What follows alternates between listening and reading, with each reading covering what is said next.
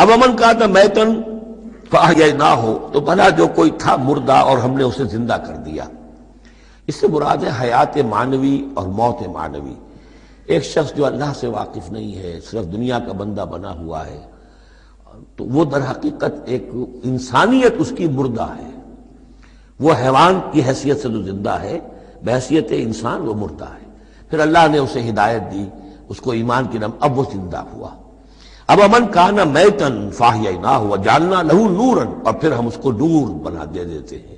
اب وہ اللہ کی کتاب اس کے سامنے ہے، یمشی بہ فی الناس، اب اس کو لے کر وہ چل رہا ہے لوگوں کے مابین۔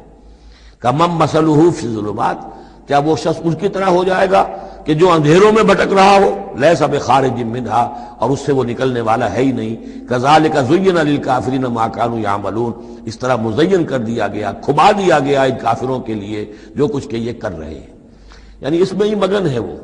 لیکن ایک وہ شخص تھا جس کو پہلے ہوش نہیں تھا، توجہ نہیں تھی، حضرت عمر ہے رضی اللہ تعالی عنہ، 6 سال لگ گئے۔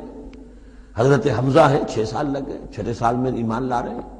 لیکن پھر یہ ہے کہ اللہ نے ہدایت دے دی، اس کے بعد یہ ہے کہ وہ نور قرآن مجید بھی موجود ہے، اب چل رہے ہیں، آگے بڑھ رہے ہیں، سر فروشیاں کر رہے ہیں۔ اب ایک وہ ہے جو بھٹکتے ہی رہے ساری عمر، اور اسی اندھیاروں کے اندر ہی جانے دے گئے۔